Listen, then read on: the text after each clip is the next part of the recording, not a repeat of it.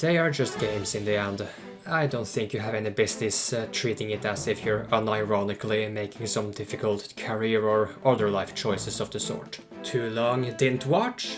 Get off your high horse and instead try to judge the way each option is executed. Being able to choose your own story while at the same time treating it as something meaningful is rather paradoxical, don't you think? Like, why even bother playing a game like this if you're going to complain that your choices don't really matter in the grand scheme of things, when there are other choices that are basically just as meaningful? Potentially, at least. Well, if you're still here, let's go further into specifics of what I mean.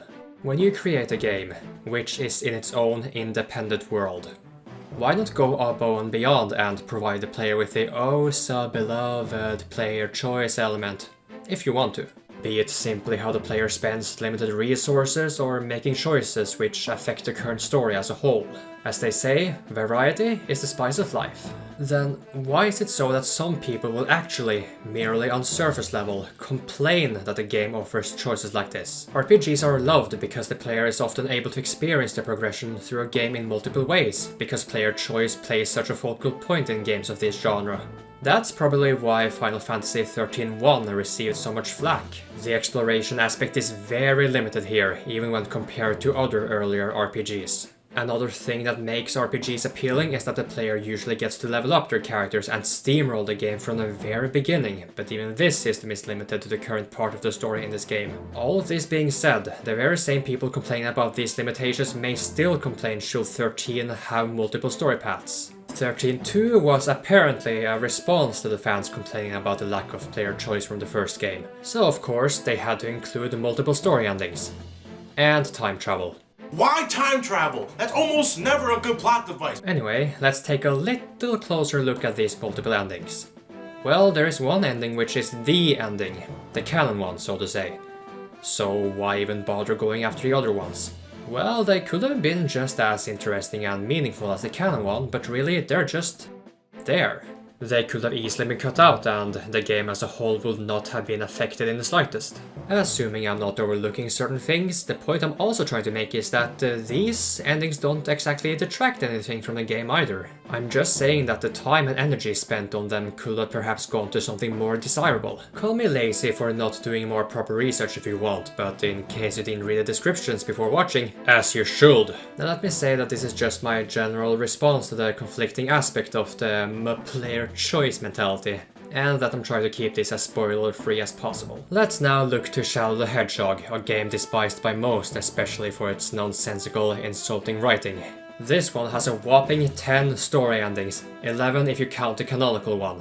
Why did they do that? I mean, why make us think our choices matter in the grand scheme of things, and then completely nullify it with a last story segment that's officially canon to the Sonic universe? I mean, what about the people that wanted an evil Shadow the Hedgehog? Don't those people's choices matter too? This is where I actually don't quite agree with Johnny. Being that Shadow the Hedgehog takes place in the same universe as Adventure 2, it does make sense for it to have an ending where Shadow saves the day in the end. I know he's considered an anti-hero, but you can't deny that he did something truly heroic here. So how about those other 10 endings? Well, they are quite shallow and bad, so to say. And being that you have to unlock all of them in order to get the true ending, would you still call it meaningful player choice? Didn't think so. I actually think Johnny should be more upset about the fact that these endings were handled so poorly, rather than for them merely existing when there is a canonical ending. Perhaps if these endings were cut out, the gameplay would have been miles better, including the canonical story as a whole. Why couldn't Shadow the Hedgehog let us travel through all these levels in one single playthrough? Screw the morality, screw the multiple endings, just make it one giant adventure with a cohesive story and I'm all good. This is where I feel Johnny has a contradicting viewpoint. First, he seems to value a meaningful choice, but later on he says that he's fine with a more linear approach. It's nothing too serious, I just wanted to point it out because it is relevant to the argument I'm trying to make, so please, calm the fuck down. For as much as I enjoy playing Fire Emblem Three Houses, this is another example of player choice being executed poorly overall. In terms of story and the narrative, I mean. It's bad, actually. Quite bad. Anyway, so in order to avoid an unnecessarily long video, allow me to wrap things up for the time being now. I firmly believe that sometimes even the fanbase of a franchise can be a huge detriment to future productions. Valuing player choice in this manner is so conflicting it's not even funny. After all, if you try to be too meaningful, you get something that is painfully limited, like Final Fantasy XIII. It's all about balance, and if you can make multiple endings work in a good way, then just go for it. A game should also never be mocked for having different modes. A mode suited for players preferring to make the best out of limitations, and a mode suited for casual players enjoying unlimited exploration and resource management. I think fans can be more open-minded without limiting their viewpoints to such unnecessarily grating levels. And sometimes developers and writers should not try to cater to certain parts of the fandom, even if they may be of the majority. Sometimes by screwing the fans, you're not screwing the fans, you know? Anyway, I don't think all of which I've said is merely my opinion. I firmly believe there are some objective viewpoints to be taken from this. Byleth, you deserved better. Oh, so much better.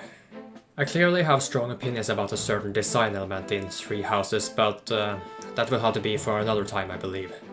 Until then, stay safe, stay healthy.